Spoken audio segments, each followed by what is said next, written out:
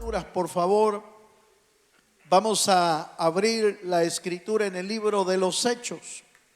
Como usted recuerda, estamos arrancando un nuevo año, una nueva serie, un nuevo lema, una nueva dirección. La dirección sigue siendo la misma, es Cristo Jesús. El rumbo, nuestra meta, el supremo llamamiento es Cristo Jesús.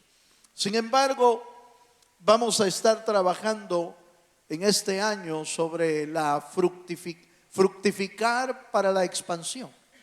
Para eso vamos a iniciar una serie de estudios del libro de los Hechos.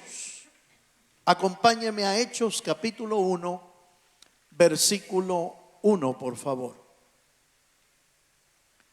Hechos capítulo 1, versículo 1. Y cuando usted lo tenga, dice un amén fuerte.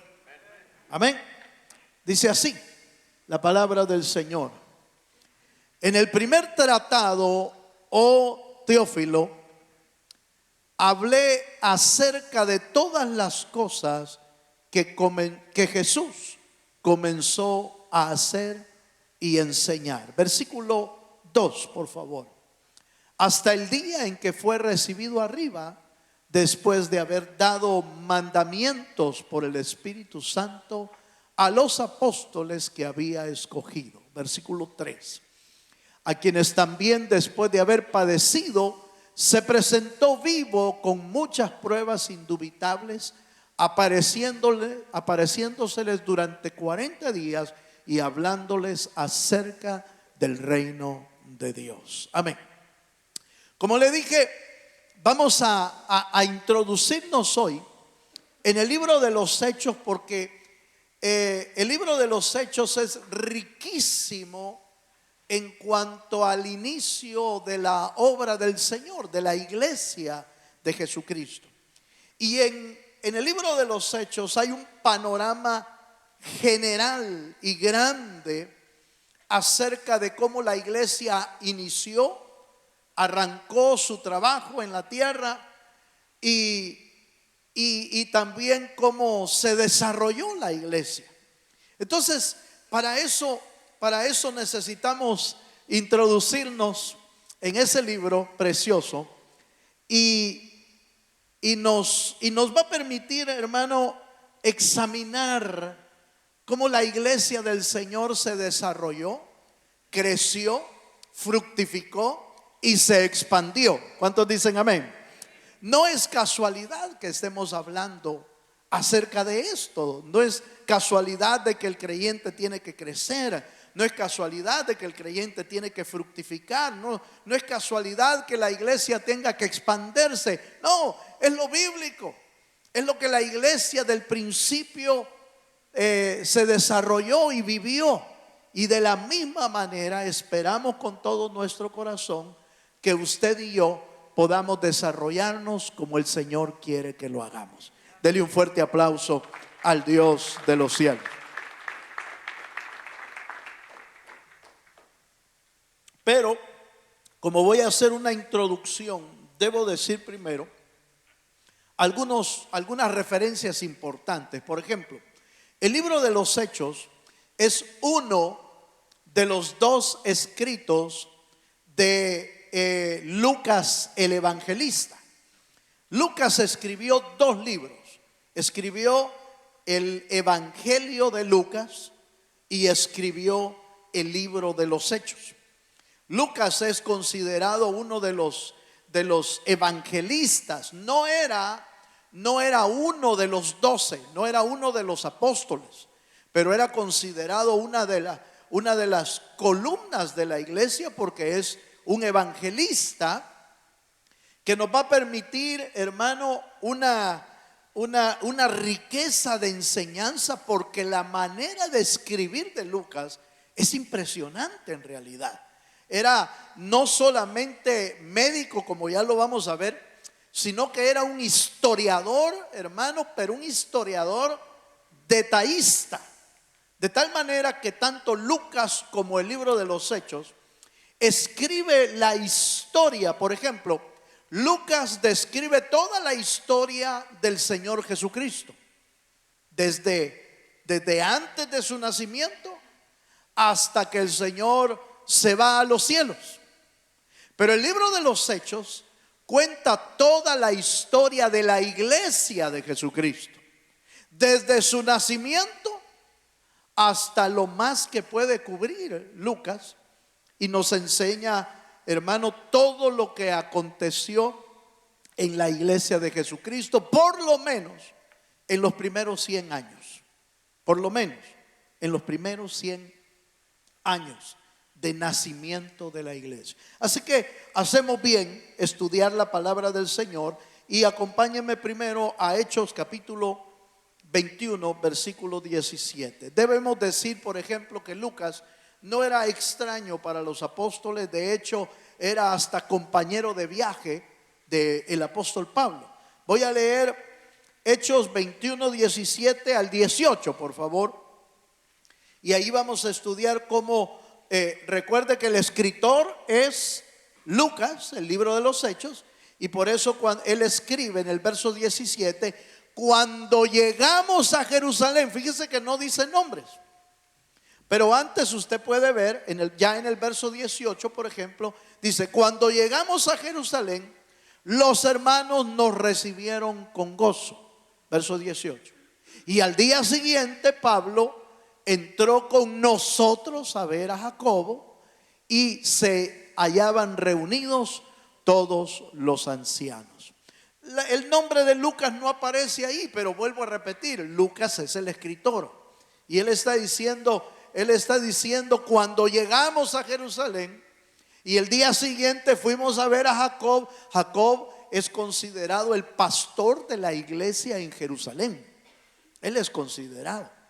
Por eso en una de los capítulos, en Hechos capítulo 15, cuando se estaba debatiendo un punto tremendo acerca de la circuncisión y acerca de por qué gentiles habían recibido el Espíritu Santo, la Biblia dice que Jacob levantó la mano y dio todo un certamen, hermano, todo un estudio de por qué él entendía que los gentiles habían recibido del Espíritu Santo, y todos pusieron atención. ¿Por qué? Lo conocían.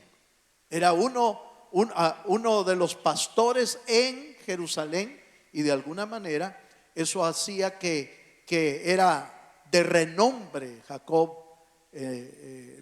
dentro del círculo de los apóstoles y dentro del círculo de los ancianos de la iglesia. ¿Cuántos dicen amén? Bueno, pero sigamos un poquito más. Entonces, número 1, Lucas no era cualquier personaje, era compañero del apóstol Pablo. Caminar con el apóstol Pablo no es fácil, hermano. No era fácil. Pablo era un hombre que no se detenía para nada. Era un hombre que iba de un lado hacia otro, según el Espíritu, por supuesto, le guiaba, ¿verdad? Y era tan tremendo andar con Pablo que hasta se arriesgaba uno la vida, porque de repente lo apedreaban también.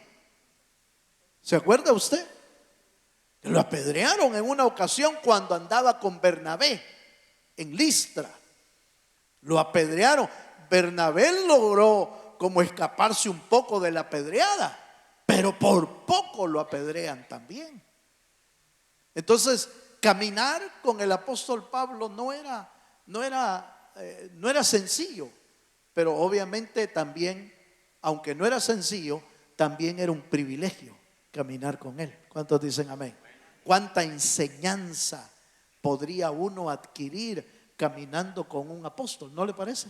Pues yo he tenido el privilegio de algunos viajes y caminar con mi apóstol por mucho tiempo, y cada vez que ando junto a él recibo palabra de Dios, recibo alguna enseñanza, recibo alguna instrucción, alguna jalada de oreja también, aleluya, ¿verdad? Pues de todo se puede recibir. Si uno es sencillo para recibir instrucción, seguro que va a ser instruido. Si anda, depende de con quién anda uno, ¿va? Pues si anda con un lobo, a aullar va a aprender. Aleluya. Si anda con un miedoso, a tener miedo va a tener. Si anda con un chismoso, aleluya, usted sabrá qué es lo que va a aprender ahí, ¿verdad? Entonces hay que escoger bien con quién anda uno, hombre. Porque si queremos fructificar, necesitamos caminar con gente que nos puede instruir y que nos puede enseñar. ¿Cuántos dicen amén?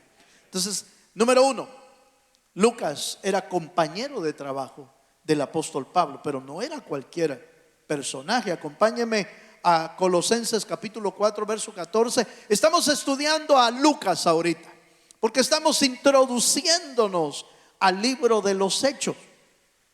Ya dijimos que el libro de los Hechos fue escrito por Lucas, era compañero del apóstol Pablo y de profesión era médico. Colosenses capítulo 4 versículo 14. ¿Lo tiene, hermano? Dice así: os saluda Lucas. Oiga, os saluda Lucas, el médico amado. Colosenses fue escrito por el apóstol Pablo. Ahora el apóstol Pablo está escribiendo y les dice: miren, está conmigo Lucas aquí, y les manda saludos. ¿Sí me estoy dando a entender? Eso es lo que está haciendo el apóstol Pablo. Esta carta la estoy escribiendo, pero me está acompañando aquí Lucas, el médico. Y no le dice cualquier médico, fíjese que dice el médico amado. A saber cuánta atención y cuánta ayuda le había prestado al mismo apóstol Pablo, ¿va? Porque si era médico, a saber qué cuidados tenía con el apóstol. Pero el punto interesante es que era médico. Hermano, mucha gente ha creído o creía en algún tiempo, creía que el evangelio era para gente ignorante. Y eso es mentira, hermano. Te lavaron el coco, le decían a uno. Te lavaron el cerebro. Sí, es que ahí solo gente ignorante va. Eso es mentira del diablo. Que el Señor lo reprenda. Ahí por supuesto, ahí puede haber gente del pueblo como Pedro, que era sin letras. Pero también gente como Lucas, que era médico, como Pablo, que era casi abogado, hermano, experto en leyes.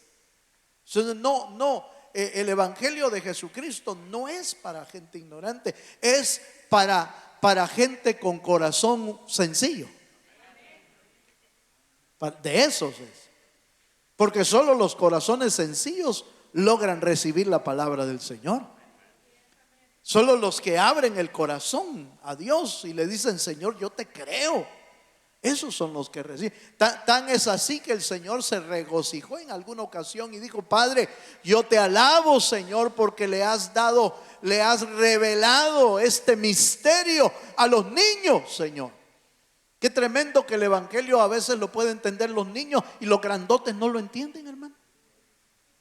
Porque no se entiende con la cabeza, se entiende con el corazón. Dele un fuerte aplauso al Dios de los cielos. Vaya, sigamos pues.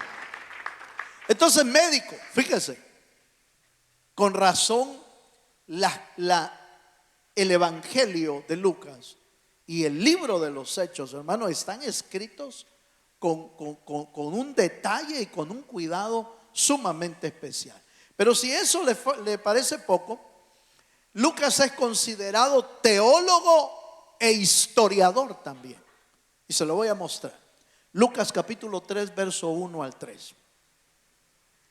Mire cómo era Lucas. Era teólogo e historiador.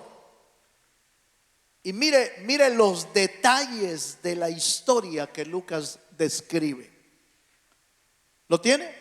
Lucas capítulo 3, verso 1 dice: en el año 15 del imperio de Tiberio César, siendo gobernador de Judea Poncio Pilato, y Herodes tetrarca de Galilea, y su hermano Felipe tetrarca de Iturea y de la provincia de Traconite, y Lisanías tetrarca de Abilinia, y siendo sumo sacerdote Anás y Caifás, vino palabra de Dios a Juan, hijo de Zacarías, en el desierto, y él fue por toda la región contigua al Jordán, predicando el bautismo del arrepentimiento para perdón de pecados. ¿Qué es lo que quiero mostrarle en ese pasaje?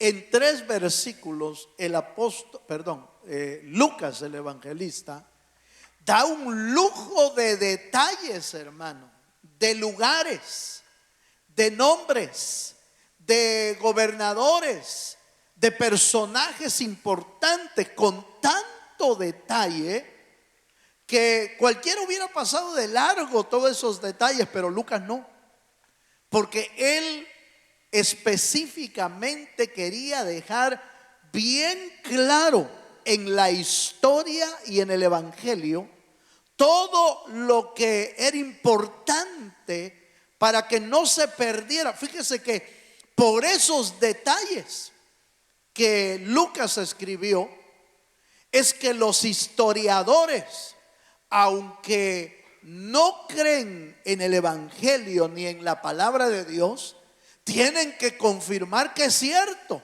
porque esos detalles de historias, de lugares, de personajes, tienen que confirmar que son verdaderos. No sé si me estoy dando a entender, hermano. Muchos detractores de la Biblia tienen que morderse la lengua cuando empiezan a ver todos esos detalles y empiezan a examinar en la historia que son ciertos, que son lugares verdaderos, que son personajes verdaderos, que son hombres que gobernaron en ese tiempo y que por la historia y por el escrito de Lucas confirma que los acontecimientos que están describiendo son verdaderos. ¿Cuántos dicen amén? Entonces tienen que decir, bueno, no pueden decir, por ejemplo, no pueden decir todo lo que dice ahí es mentira, si tienen que decir que esto es verdad.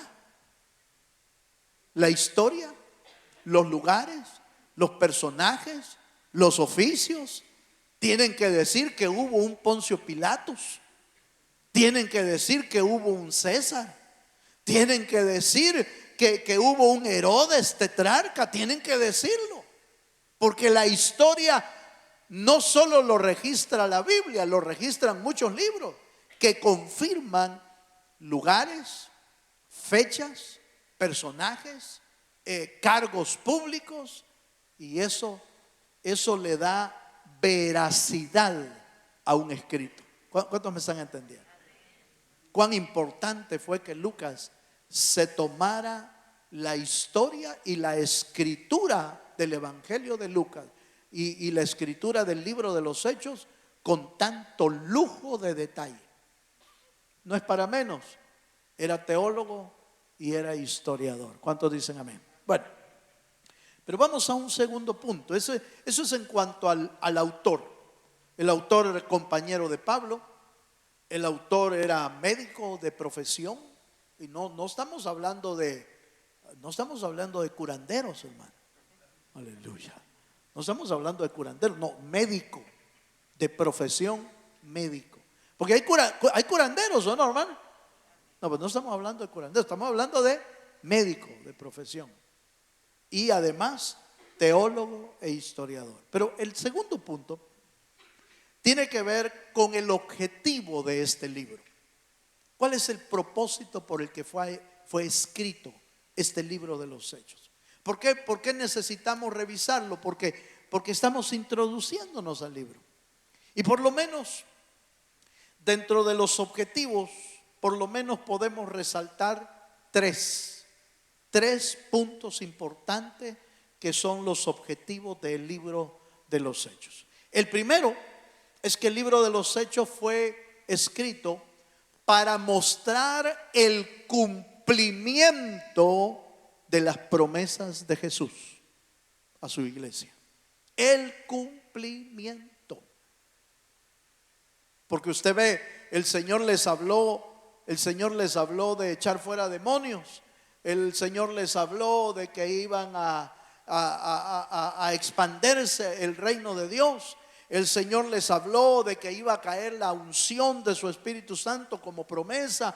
Les dio una cantidad de promesas que podría decirse, si no hubiera quedado escrito en el libro de los Hechos, hubieran dicho, bueno, fueron promesas, pero ¿dónde vemos su cumplimiento? Lo vemos en el libro de los Hechos. Muchas de las promesas que el Señor les dio se empezaron a cumplir en el libro de los Hechos. ¿Cuántos dicen amén? Entonces, por eso es importante. El propósito de este libro es mostrar que el Señor, cuando da una promesa, la cumple. Es mostrar que la iglesia que Él dijo que iba a fundar, y sobre esta roca edificaré mi iglesia, les dijo Jesús a los apóstoles. Y esta iglesia será tan fuerte, será tan tremenda, que ni las puertas del infierno prevalecerán contra ella. ¿Se cumplió esa promesa? Sí, hermano. El diablo ha querido detener a la iglesia desde el tiempo del principio. ¿Y ha podido detenerla? No. ¿Por qué? Porque las promesas del Señor son fieles y son verdaderas. Dele un fuerte aplauso al Dios de los cielos. Bueno, entonces, primer punto de los objetivos, o primer objetivo del libro de los Hechos: el cumplimiento de las promesas de Jesús. Por ejemplo, Lucas capítulo 24, versículo 49. Solo voy a usar un ejemplo.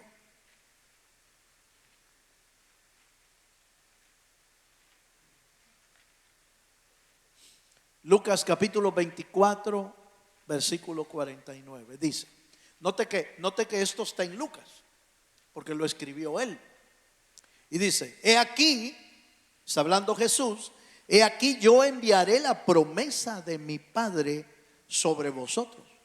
Pero quedaos vosotros en la ciudad de Jerusalén hasta que seáis, ¿qué dice, hermano? Investidos de poder desde lo alto. Esto lo escribió Lucas en el Evangelio, pero su cumplimiento está en el libro de los Hechos. Entonces, si usted se da cuenta, en el libro de los Hechos no estamos hablando de promesas, porque Jesús fue el que dio las promesas durante estuvo aquí en la tierra. Pero ya en el libro de los Hechos empieza a ver uno el cumplimiento de las promesas, una por una, hermano, una por una. Una de ellas es, obviamente, quédense en Jerusalén y ahí van a recibir el poder de lo alto. ¿Se cumplió eso, hermano? Sí. En el capítulo 2 del libro de los Hechos se cumplió. ¿Se cumplió que iban a recibir del Espíritu Santo? Sí. ¿Se cumplió que los creyentes iban a tener poder para echar fuera demonios? Sí. ¿Se cumplió que iban a hablar en otras lenguas? Sí. ¿Se cumplió que nadie iba a poder detener el avance del Evangelio de Jesucristo? Sí. Jesús les dijo, vayan, quédense ahí y me seréis testigo en Jerusalén, en Judea, Samaria y hasta lo último de la tierra. Y no es, hermano, casualidad que el desarrollo de la iglesia es exactamente eso. En el Pentecostés en Jerusalén cayó el derramamiento del Espíritu Santo y empezaron a expandirse exactamente como Jesús lo había dicho. Se van a expandir a Jerusalén, Judea, van a ir a Samaria y después hasta lo último de la tierra. Y se cumplió, hermano, al pie de la letra. ¿Por qué? Porque el primer objetivo del libro de los Hechos es, hermano, mostrar el cumplimiento de las promesas de Dios. ¿Cuántos dicen amén? Hechos capítulo 1, verso 5, otra vez, solo para recordarlo, dice, porque Juan ciertamente bautizó con agua, mas vosotros, oiga, mas vosotros seréis bautizados con el Espíritu Santo dentro de no muchos días. Y es que se lo dijo, hermano, se los dijo cuando ya había resucitado el Señor y antes exactamente de irse al cielo. El capítulo 1 del libro de los Hechos narra la ascensión de Cristo al cielo. Fíjese cómo comienza. Lucas termina con la resurrección de Cristo y con instrucciones para los apóstoles. Hechos comienza con la partida de Jesús para el cielo. Y ahí comienza la historia de la iglesia. Pero la historia de la iglesia no ha terminado todavía. Alguien dijo, es una manera de expresar una idea muy interesante. El libro de los Hechos no está terminado, porque el libro de los Hechos lo escribe los hechos de la iglesia, y la iglesia todavía está aquí en la tierra. Entonces no ha terminado todavía. No va a quedar escrito sobre la iglesia Nuevo Pacto en Houston, ¿va? Aleluya. No va a quedar escrito en el canon bíblico. Pero yo le aseguro que en los libros de Dios está quedando escrito lo que usted está haciendo. Dele un aplauso al Dios de los cielos. Por eso dice la Biblia que cuando lleguemos allá, los libros serán abiertos. El libro de la vida, pero también el libro de los hechos, de nuestras obras, de lo que hicimos estando en el cuerpo. Por eso es que el libro de los hechos no ha terminado. Se sigue escribiendo todavía. Se escribió sobre grupos de iglesia, pero también quedaron escritos personajes de la iglesia que dejaron una enseñanza tremenda. Por ejemplo, quedó escrito el personaje de Pablo, el personaje de Lucas, el personaje de Bernabé, el personaje de Esteban, mártir de la iglesia, siendo apedreado hasta la muerte. Quedó ahí escrito, hermano, y quedó escrito para enseñarnos a nosotros. Lo que usted está haciendo está quedando escrito. Aleluya. No sé qué es lo que está haciendo, pero yo espero que esté haciendo algo bueno. Dele un aplauso al Dios de los cielos si se anima. Aleluya. ¿Cuántos dan gloria a Dios? Vaya, sigamos un poquito más. Segundo propósito o segundo objetivo del libro de los Hechos es enseñarnos a cómo defender el evangelio que Cristo dejó en la tierra. Enseñarnos a cómo defender el evangelio que el Señor Jesucristo nos enseñó. Porque ahí quedó escrito que unos defendieron el evangelio hasta su muerte, hermano. Y por ejemplo, le acabo de hablar de Esteban, que es uno de los que vamos a ver. Pero si me acompaña a Hechos capítulo 4, en el verso 5 en adelante, encontramos, por ejemplo, vamos a ver Hechos capítulo 4, voy a leer, vamos a ver, desde el verso 8. Voy a leer del verso 8 para no leer tanto texto.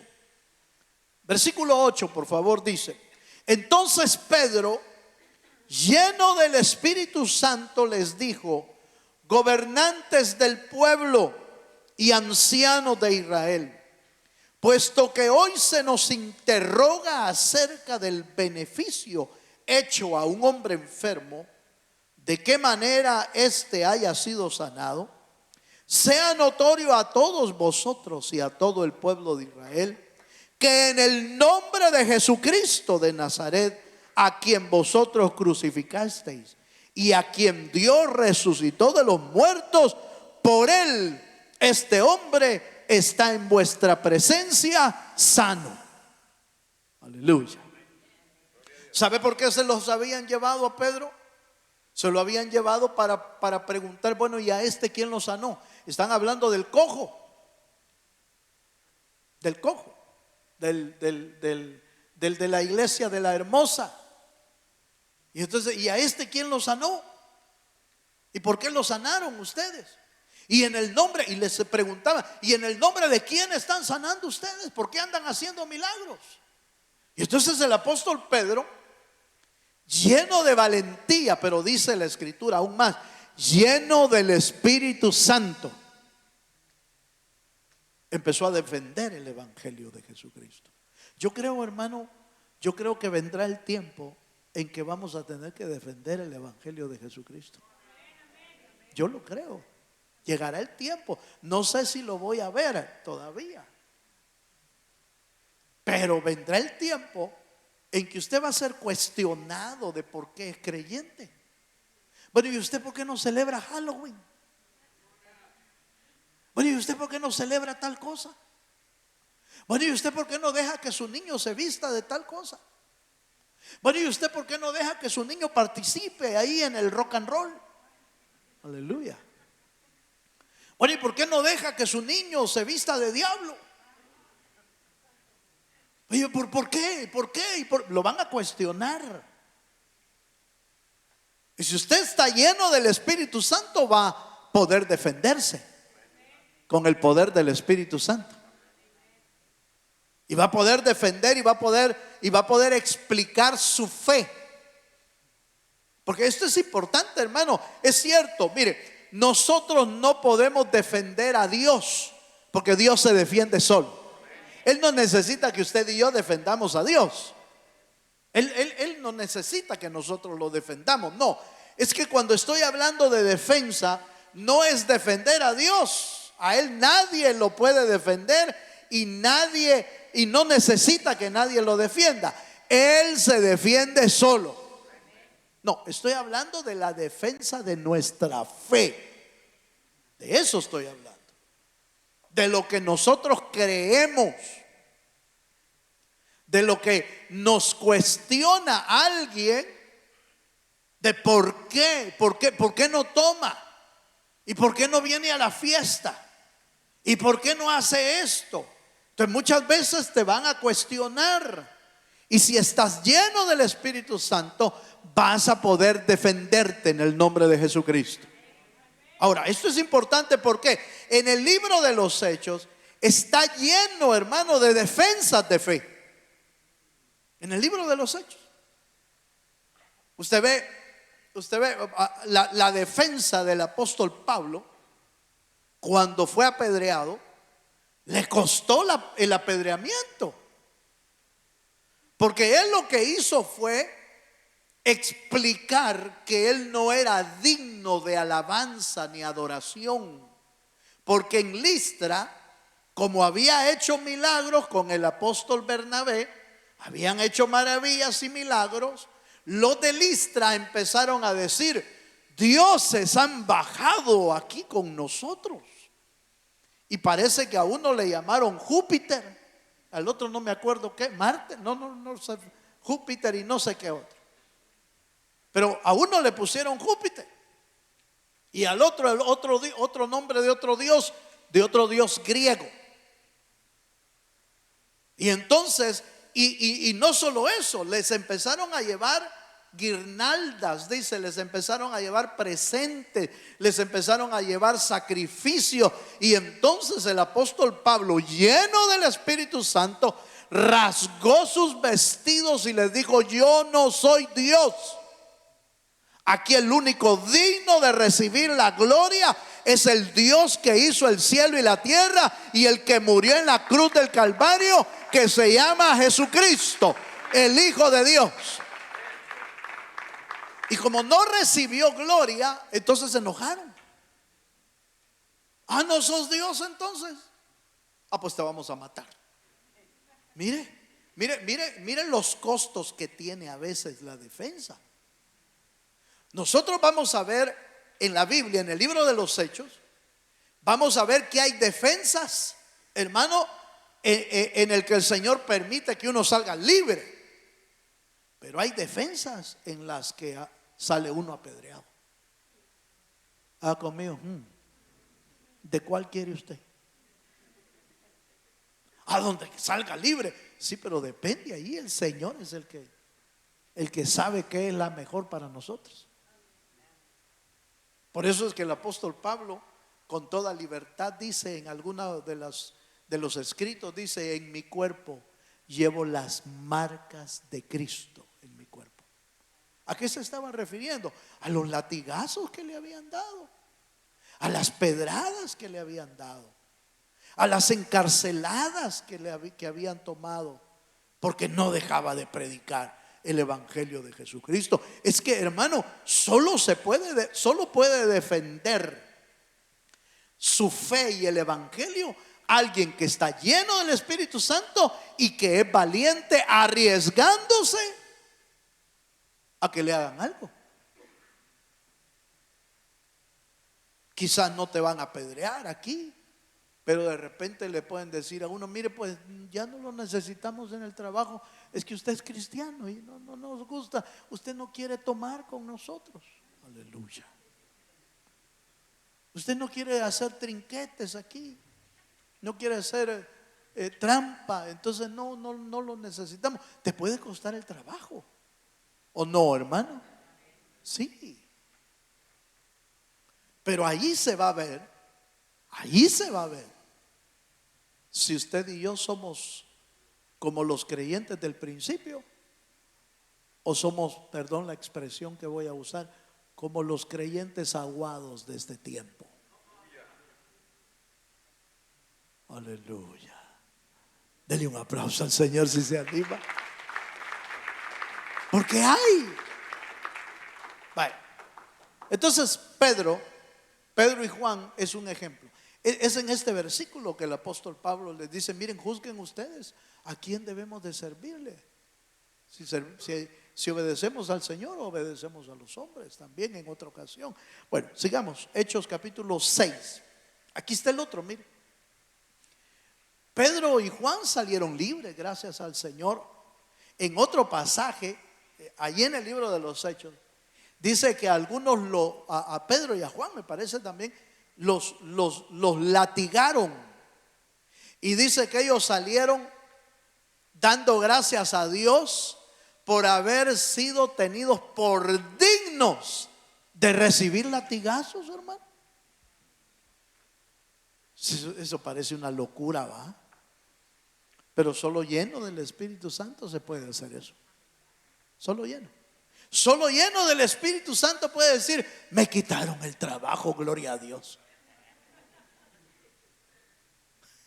Qué extraño. Solo así puede ser. Parece de loco, pero es que sabe, cuando estás sufriendo por la causa del Señor, eres bienaventurado. Eso es lo que dice la Biblia. Somos bienaventurados si por causa del Señor somos vituperados, dice. Somos bienaventurados, 3 veces dichosos. Vaya, sigamos pues. Hechos capítulo 6, verso 13 al 15. Este es el caso de Esteban. Es otro caso de defensa. Solo que Esteban no salió con vida de la tierra, pero salió con vida al cielo. Dice, verso 3: y pusieron testigos falsos que decían: este hombre no cesa de hablar palabras blasfemas contra este lugar y contra la ley. Pues le hemos oído decir que ese Jesús de Nazaret destruirá este lugar y cambiará las costumbres que nos dio Moisés. Entonces todos los que estaban sentados en el concilio, al fijar los ojos en él, vieron su rostro como el rostro de un ángel. Mire esta escena. Aquí está Esteban siendo cuestionado y diciendo: ¿es cierto que tú estabas diciendo que van a destruir este templo? Obviamente era mentira, porque eran testigos falsos. Él no había hablado de eso, Esteban no había hablado de eso, ni el Señor Jesucristo había hablado tampoco de eso. Ellos malinterpretaron aquel pasaje donde la Escritura dice que ese templo iba a ser destruido en 3 días y en 3 días lo iba a levantar. Pero estaba hablando de su cuerpo, estaba hablando de su muerte y de su resurrección. De eso estaba hablando el Señor, pero como aquellos no entendían ni papa, los fariseos no entendían nada, todo lo tergiversaban. En el caso de Esteban, le pusieron testigos falsos, le pagaron a testigos. Mire, hermano, no es extraño que el diablo use testigos falsos. Lo usó contra Jesús, usó testigos falsos. Contra Esteban usó testigos falsos. Contra Pablo, contra los apóstoles usaban testigos falsos. No es extraño que de repente aparezca un falso hablando mal de usted, hermano. No es extraño. No se asuste, ni se amargue tampoco. Usted póngalo delante del Señor. La verdad siempre sale a luz. La verdad siempre sale a luz. Quizás la verdad va a tener un efecto negativo, nocivo sobre nuestra vida, pero va a durar mientras salga la verdad. Pero la verdad siempre va a salir. ¿Cuántos dicen amén? Amén. Es por eso que es mejor cuando están hablando mal de ti, cuando están vituperándote, cuando alguien está hablando cosas negativas y malas y mentirosas de ti. No te defiendas, deja que Dios te defiende. Dios es el encargado de defender a los suyos. ¿Cuántos dicen amén? Amén. Si tú eres hijo de Dios, deja que Dios te defienda. No trates de defenderte, porque normalmente uno termina peleando por defenderse. ¿Qué dijo qué? Que así dijo. ¿Y cómo sabe él que esto? Y empieza uno a pelearse, hermano. Se amarga uno, se enoja, se enferma y no logra nada de todos modos. Deje que Dios lo defienda. Si usted sabe que es mentira, deje que Dios lo defienda. ¿Cuántos dicen amén? Ahora, si usted sabe que es verdad, bueno, hay que dar el otro ángulo, ¿va? Si usted sabe que es verdad lo que andan diciendo, métase delante de Dios y cambie. Dele un aplauso al Dios de los cielos y se anima. Cambiémoslo. Vaya. ¿Leímos, Esteban? ¿Ya lo leímos? Sí, y pusieron testigos falsos, ¿verdad? Sí, y pusieron testigos falsos y lo vieron como un ángel. Pero esta defensa, hermano, en esta defensa, Esteban no salió vivo. No salió vivo físicamente, salió vivo espiritualmente.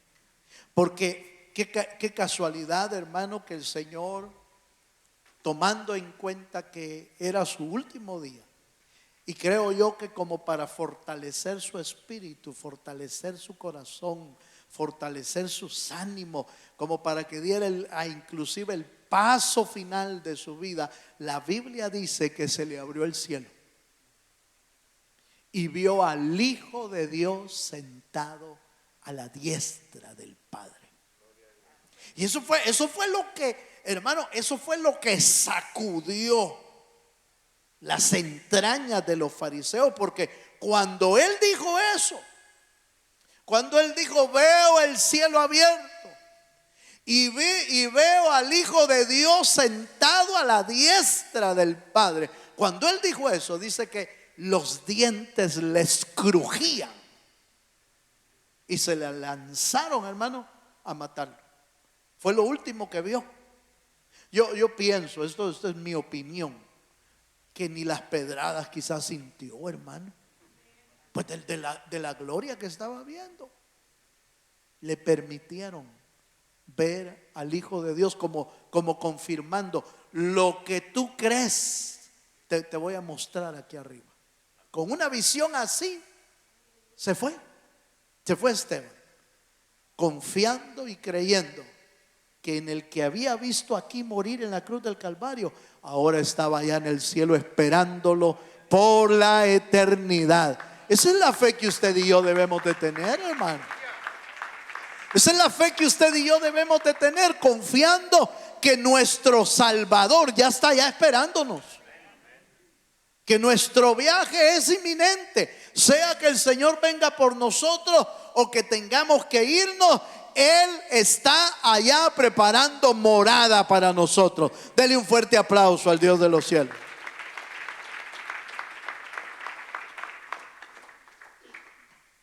Sigamos un poquito más. Entonces, segundo objetivo, dijimos. Segundo objetivo es mostrar cómo defender el Evangelio de Jesucristo. Con el Espíritu Santo, por supuesto. Y número 3, tercer objetivo. Si ya me mandé, va.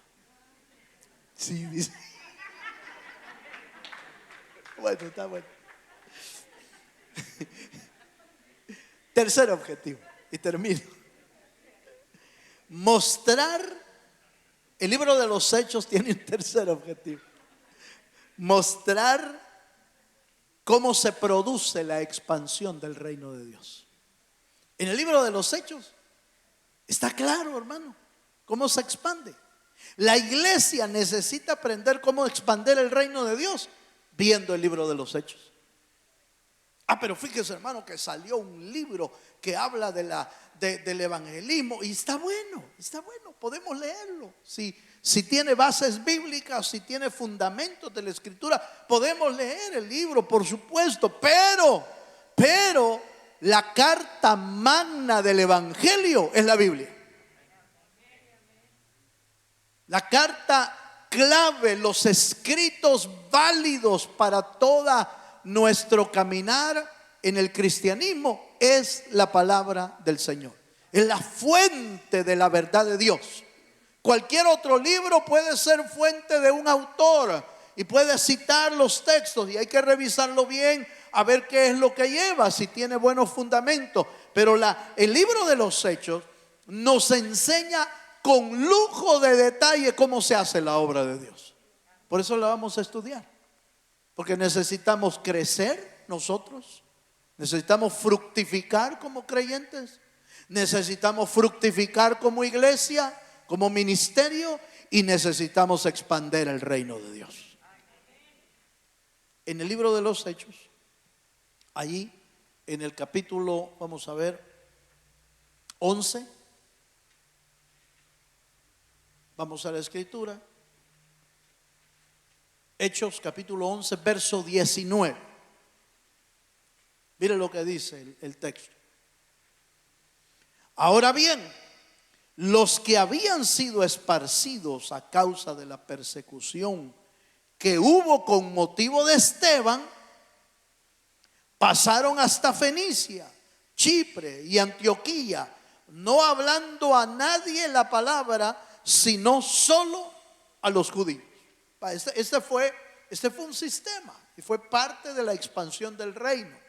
Algunos creían que no había que hablarle a los gentiles, había que hablarle solo a judíos. Por eso es que después Dios tiene que levantar al apóstol Pablo. Por ahí en el capítulo 9 está la conversión del apóstol Pablo, y de ahí empieza la predicación a los gentiles. Todavía no habían tenido la experiencia de que los gentiles fueran alcanzados por la misericordia de Dios. Fue el apóstol Pedro el que tuvo esa experiencia cuando fue enviado a la casa de Cornelio y le dijeron: ve dónde está Cornelio, predica la palabra del Señor ahí. Y se convirtió Cornelio con toda su casa y con todos los amigos que habían invitado.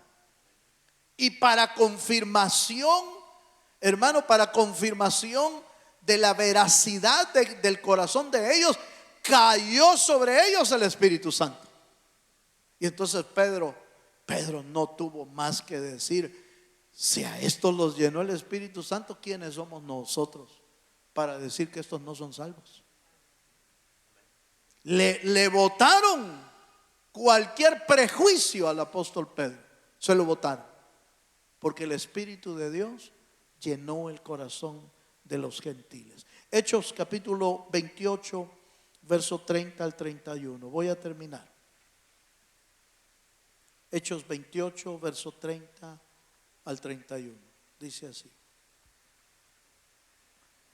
Y Pablo permaneció 2 años enteros en una casa alquilada y recibía a todos los que a él venían, predicando el reino de Dios y enseñando acerca del Señor Jesucristo abiertamente y sin impedimento. Mire, hermano, mire, Pablo está en una casa alquilada ahí, pero esa casa alquilada era su cárcel.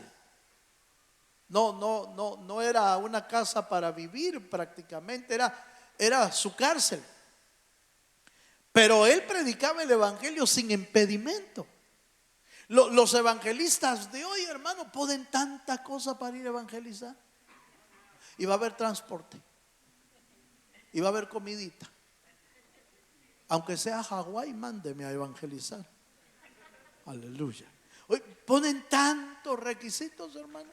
Sí, si el apóstol Pablo y el libro de los Hechos nos enseña que para hacer la obra de Dios hay que hacerla, hermano, con obstáculos, con problemas, con dificultades, enfermo, encarcelado, pero la palabra de Dios tiene que ser predicada.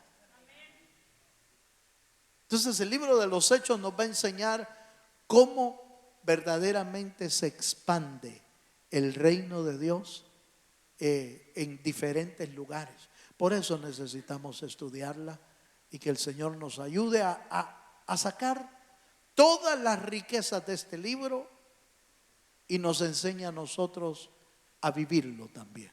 Así como los primeros cristianos vivieron el evangelio, que nosotros podamos vivirlo en Cristo Jesús. Póngase de pie, hermano.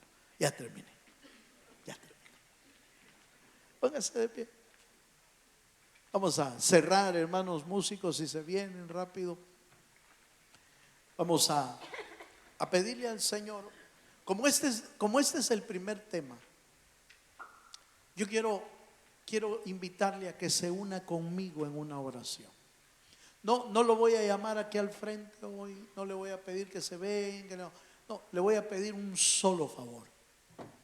Ayúdenme a orar para que este libro sea un libro que deje riquezas espirituales en nuestro corazón. Que todos estos estudios que vamos a hacer los días jueves del libro de los Hechos pueda hablarnos a todos como iglesia, y pueda hablarnos y pueda enseñarnos y pueda guiarnos a vivir el verdadero evangelio que está escrito en la palabra. Eso fue lo que vivieron los primeros cristianos, el evangelio hecho vida. Eso es lo que está escrito en el libro de los Hechos. Y yo deseo con todo mi corazón que la palabra de Dios y el libro de los Hechos se pueda hacer vida en nosotros. ¿Está de acuerdo conmigo? Cierra tus ojos y si puedes levantar tus manos al cielo, hacemos una oración. Padre, gracias te damos esta noche por la bendición de compartir este tiempo de tu presencia y de tu palabra. Hoy damos inicio a un estudio especial del libro de los Hechos. Allí está reflejada tu presencia, tu palabra y la vida de los primeros cristianos caminando en tus mandamientos, con dificultades y con obstáculos, pero con la llenura del poder del Espíritu Santo. Se convirtieron en una iglesia imparable. Nadie los podía detener. Perseguidos, atribulados, mártires, golpeados, pero la obra de Dios se continuaba haciendo. Señor, lloro junto con mis hermanos esta noche para que tu palabra se haga vida en nosotros. Que esta palabra que vamos a estudiar nos llene de tu espíritu, nos llene de valentía, nos llene de capacidad, nos llene del poder de tu espíritu, nos llene de audacia, nos llene de palabra viva, de tal manera que tu palabra corra como un río en esta iglesia y pueda expandirse tu reino en todo lugar donde nosotros visitemos. Bendice a tu pueblo, Señor. Yo oro esta noche, Señor, yo oro para que tu espíritu lo bendiga y nos convierta en una iglesia imparable, una iglesia llena de tu espíritu, llena del poder de Dios, en el nombre maravilloso de Jesús. Gracias, Señor, por tu presencia. Gracias por tu palabra. Todo lo pedimos en el bendito nombre de Jesucristo. Amén y amén. Démosle un fuerte aplauso al Señor. Aleluya. Gloria a Dios. Esto será grandioso. ¡Wow! Será fabuloso. Por fin tenemos nuestro propio edificio de niños. Aquí podemos alabar a nuestro Dios, aprender más de Jesús y jugar con nuestros amigos y hermanos en Cristo. I am so excited. Thank you, God. Nuevo Pacto Houston se alegra en presentar su proyecto Crece, un proyecto de recaudación de fondos para nuestro edificio de niños, una nueva casa para Club Saeta. Muchos niños y familias de esta ciudad podrán conocer a Jesús. ¡Pero es más grande que eso! Este nuevo edificio también será la casa de Nuevo Pacto Christian Academy, una visión de Dios para nuestros niños y comunidad. Sí, este edificio será Nuevo Pacto Christian Academy, una escuela cristiana privada para nuestra comunidad. ¡Wow! Los planes de Dios son muy grandes. Tenemos mucho por hacer. Nuevo Pacto Christian Academy tiene como misión brindar un alto rango de educación académica basada en principios bíblicos, a fin de preparar líderes valientes en su fe que marquen la diferencia y modelen el liderazgo de Cristo que cambia el mundo. ¿Quieres ayudarnos a ser parte de este gran proyecto? Ayúdanos a crecer en fe. Ayúdanos a crecer en sabiduría. Ayúdanos a crecer en amor. ¡Únete a nuestro proyecto Crece! Visita nuevopactohouston.com y haz clic en Crece para hacer tu donación.